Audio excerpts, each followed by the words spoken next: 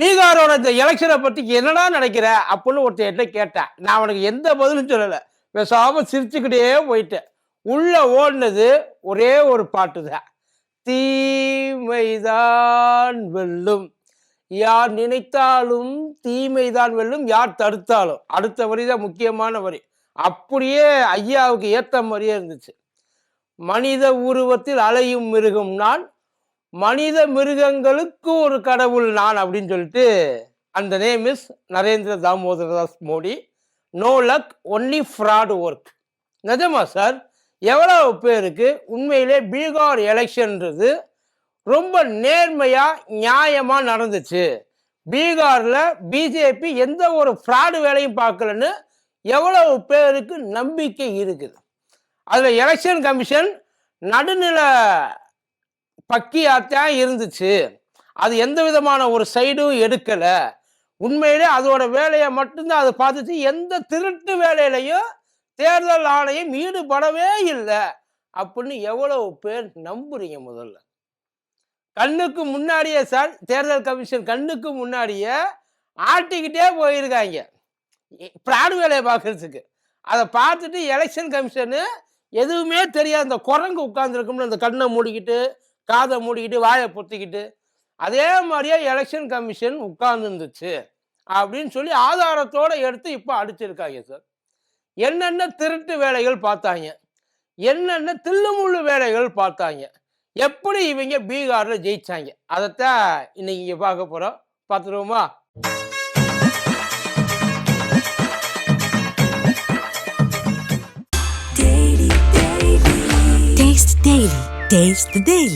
டயா booster சுகரை control பண்ணும், உங்க ஆரோக்கியத்தை மீட்டு தரும். சர்க்கரையை கட்டுப்படுத்துறதுக்கான எளிமையான வழிமுறை, இயற்கையான வழிமுறை. அனைத்து மருந்து கடைகளிலும் கிடைக்கும். மதியம் நேருக்கு வணக்கம். இது மதியம் தர்பார் கூத்தடி கோப்பி.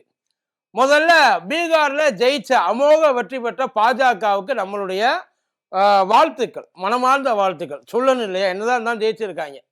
அதே நேரத்தில் பீகார் மக்களுக்கு எங்களுடைய ஆழ்ந்த வருத்தங்கள் ஒட்டுமொத்த இந்தியா சார்பு.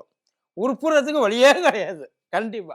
ஆனா ஒரு விதத்துல பீகார் அந்த எலெக்ஷன்ல பாஜக ஜெயிச்சதுக்கு இந்தியா முழுசு இருக்க எல்லா மாநிலங்களும் பாஜகவுக்கு நன்றி சொல்லணும். ஏன் தான் நன்றி சொல்லணும் அப்படின்னு நீங்க கேட்டீங்கன்னா அதுக்கு ஒரு முக்கியமான காரணம் ஒண்ணு இருக்கு, வேற எதுவும் இல்லை. ஒருவேளை பாஜக ஜெயிக்காம அவங்களுக்குள்ள தேஜஸ்வி உள்ள வந்து காங்கிரஸ் கூட்டணியில் ஆட்சி வந்துருந்துச்சுன்னு வைங்களேன், அப்போ நம்மளாம் வேலைக்கு ஆளுக்கு எங்கே சார் போவோம்? ஒரு நிமிஷம் யோசிச்சு பாருங்க. நம்மளாம் எங்கே போவோம்? வேற எங்கேருந்து நம்ம இறக்குமதி பண்ணுவோம்? இவ்வளவு கம்மியான ஆட்கள் எங்கேருந்து நமக்கு இந்தியாவில் கிடைக்கும்? யோசிச்சு பாருங்க. அதனால பாஜக அவங்க ஆள்ற வரைக்கும் மற்ற மாநிலங்களில் தொழில்துறைகள் நம்பி நீங்க வந்து உங்க தொழிலை செய்யலாம். அதுக்கு எந்த விதமான இடையூறும் வராது. முதல் முறையா பாஜகவை நாங்கள் வளர்ச்சி பாதைக்கு கொண்டு போவோம், பீகாரை பாஜக மூலியமா நாங்கள் வளர்ச்சி பாதைக்கு கொண்டு போவோம் அப்படின்னு ஐயா நிதிஷ்குமார் சொல்லியிருக்கார். அதோட ஸ்டேட்மெண்ட்டை உள் கருத்து என்னன்னா, இது வரைக்கும் எங்க ஸ்டேட்டை டெவலப் பண்றதுக்கு நாங்கள் ஒண்ணுமே பண்ணலப்பா, எங்க ஸ்டேட்டு ஒரு அண்டர் டெவலப்மெண்ட் ஸ்டேட்டு அப்படின்னு அவரே ஒப்புதல் வாக்குமூலம் கொடுத்துருக்கார். இப்போ ஒருவேளை பீகார் தனியா புதுசா பிரிஞ்சு போன ஒரு மாநிலமா இருந்துச்சு, ஒரு உருவாக்கப்பட்ட ஒரு மாநிலமா இருந்துச்சுன்னு வைங்களேன், அதை வந்து இந்த மாதிரி ஒருத்தர் நாங்கள் இதை வளர்ச்சி பாதைக்கு கொண்டு போவோம்னு சொல்லியிருக்கலாம். வளர்ச்சி பாதையில் இருந்த மாநிலம் தாயா நீங்க இத்தனை நாள் இங்கே உட்காந்து என்னத்தை தொங்குனீங்க? அதாவது எங்கள்கிட்டேருந்து பிடுங்கி, எல்லாருக்கிட்டேருந்து பிடுங்கி உங்ககிட்ட கொடுத்தாங்க இல்லையா? எங்கே பார்த்தாலும் பட்ஜெட்டில் எப்போ பார்த்தாலும் ஒன்று பீகார் வரும், இல்லாட்டி ஆந்திரா வரும். அப்படியெல்லாம் பண்ணப்பையும் கூட 5 வருஷமா நீங்கள் என்னத்தை சுரண்டிக்கிட்டு உட்கார்ந்துருந்தீங்க?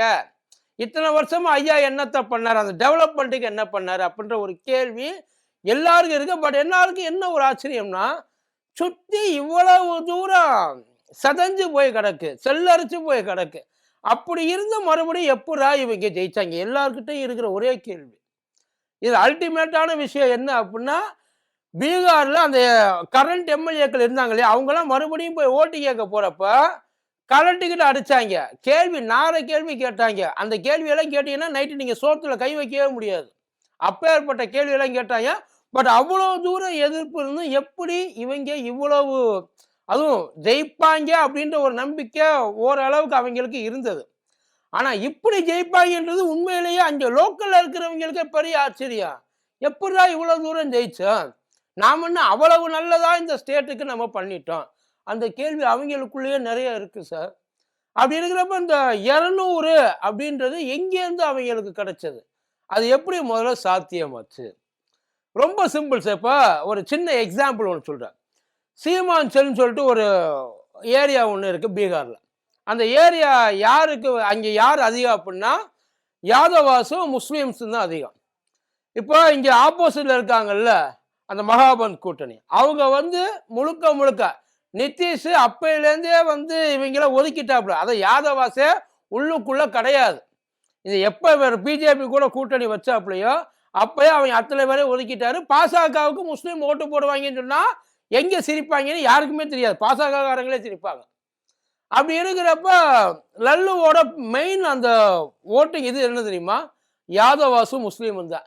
இந்த சீமாஞ்சல் பகுதியில் அவ்வளோ தூரம் மெஜாரிட்டியாக இருந்தும் அந்த இடத்துல ஆர்ஜேடி தோற்று போயிருக்கு.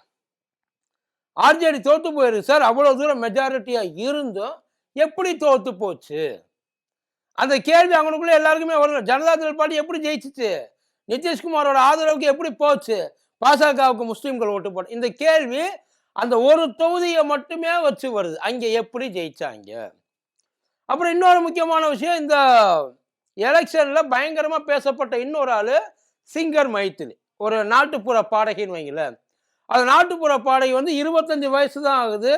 ஒரு மாதத்துக்கு முன்னாடி தான் அதை பாஜகவிலே சேர்ந்துச்சு. சேர்ந்த உடனே சீட்டு கொடுத்தாங்க. சீட்டு கொடுத்து ஜெயிக்க வச்சுட்டாங்க. த யங்கஸ்ட் எம்எல்ஏ இன் பீகார் இப்போதைக்கு இருக்கிற ஹிஸ்ட்ரியில் அந்த அம்மா தான். நல்ல பயங்கரமான ஃபேன் ஃபாலோவர்ஸ் இருக்க ஆள்.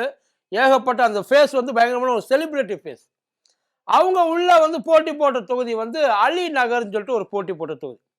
அங்கே யாருன்னு பார்த்தீங்கன்னா அது டிசைடிங் ஃபேக்டராக இருக்கக்கூடியவங்க இஸ்லாமியர்கள் தான் அந்த தொகுதியில். அந்த பொண்ணு பயங்கரமாக வந்து அரசியல்லாம் பேசினாங்க, எல்லாம் செஞ்சாங்க. பட் அந்த அம்மா செஞ்ச ஒரு விஷயத்தில் பயங்கரம் நிறைய கான்ட்ரவர்சி. பட் அதில் ரொம்ப பெருசாக வெடிச்சது என்ன அப்படின்னா, அந்த அம்மா கொடுத்த ஒரு வாக்குறுதி, நான் மட்டும் எம்எல்ஏவாக இந்த தொகுதிக்கு வந்துட்டேன்னா இந்த அலி நகர்ன்ற பகுதியை சீதா நகர்னு மாற்றிடுவேன்.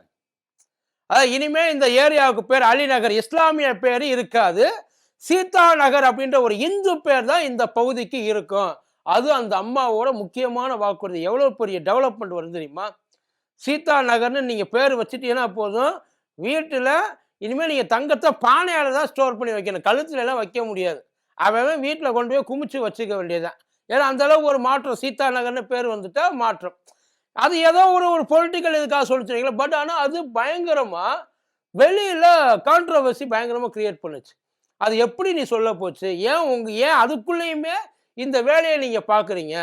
டெவலப்மெண்ட்டுக்கு ஏதாச்சும் பண்ண மாட்டீங்களா? எப்போ பாரு இப்படியே பிரிச்சே விளையாடுறீல்ல, நாங்கள் அடிச்சு சாகுறதுல உங்களுக்கு என்ன அப்படி ஒரு சந்தோஷம்? நிறையா எரப்ட் ஆச்சுன்னு வைங்களேன். ஆனால் அந்த தொகுதியில் அந்த அம்மா பயங்கரமாக ஜெயிச்சிருச்சு. ஆப்போசிட் பார்ட்டி காங்கிரஸோட பயங்கர மூத்த தலைவர் அவர், புவனேஷ் யாரோ ஒரு ஆள், பினோஷின்னு நினைக்கிறேன். அவர் வந்து தோற்று போயிட்டாரு அந்த பாப்பா கிட்ட. இப்போ ஒரு சந்தேகம், அதான் அந்த அம்மா சொன்னதை அந்த இஸ்லாமியர்கள் அக்செப்ட் பண்ணிக்கிட்டாங்களா? அதை வரவேற்கிறாங்களா? அந்த அம்மா பேசின பேச்சை எப்படி அந்த இடத்துல அந்த அம்மா ஜெயிச்சாங்க? நிறையா கேள்விகள் எல்லாத்துக்கும் உள்ளே இருக்கு சார். இதோட பல கேள்விகள் நிறையா. எப்படி ஃப்ராடு பண்ணியிருக்காங்க? அதாவது இந்த 10,000 ரூபா காசு கொடுத்தாங்க இல்லை, அந்த 10,000 ரூபா காசு இதுக்கு முன்னாடி தெலுங்கானால இதே மாதிரி நடந்தது. அதாவது கவர்மெண்ட்டு எலெக்ஷன் அறிவிக்கிறதுக்கு முன்னாடியே ஒரு ஸ்கீமை வந்து இன்ட்ரடியூஸ் பண்ணி அந்த ஸ்கீம் மூலியமாக காசு கொடுக்கறது காப்பாற்று தெலுங்கானா கவர்மெண்ட்டில். எலெக்ஷன் டைமில் நீ இந்த மாதிரி எந்த விதமான கவர்மெண்ட் ஸ்கீமுக்கு காசு நீ கொடுக்கக்கூடாது, அது சட்டப்படி தப்புன்னு ஒரு முறை இல்லை 2 முறை தடுத்துச்சு எலெக்ஷன் கமிஷன். ஆனால் எப்படி கரெக்டாக எங்களுக்குலாம் மட்டும் 10,000 ரூபாய் அலோவ் பண்ணாங்கன்றது தெரியல. அந்த 10,000 ரூபாய் நியாயமாக போடுறப்போ எலெக்ஷன் கமிஷன் அதை மினிமம் தடுத்து இருக்கணும். அட்லீஸ்ட் அதுக்கான ஒரு முன்னெடுப்பாவது எடுத்துருக்கணும்.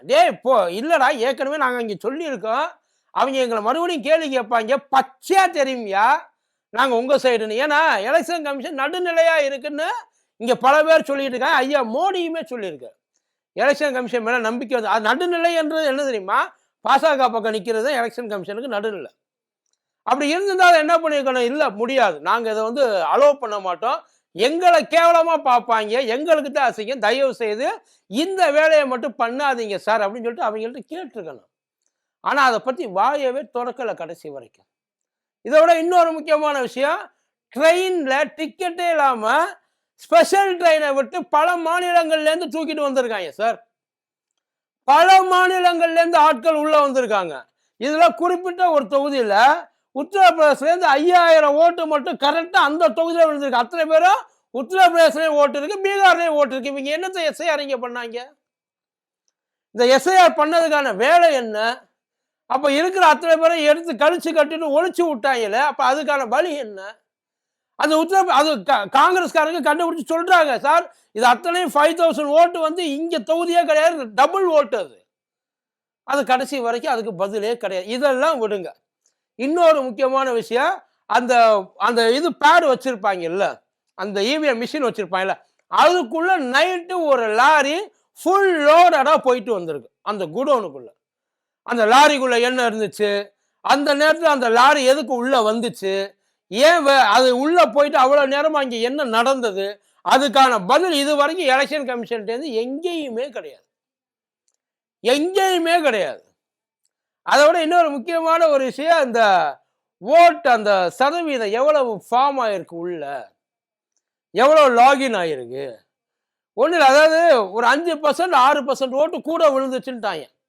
5% 6% ஓட்டுன்றது 6 கோடி ஓட்டு போட்டிருக்காங்க. ஒரு பேச்சுக்கு சொல்றேன், 6 கோடி கிட்டத்தட்ட 30 லட்சம் ஓட்டு.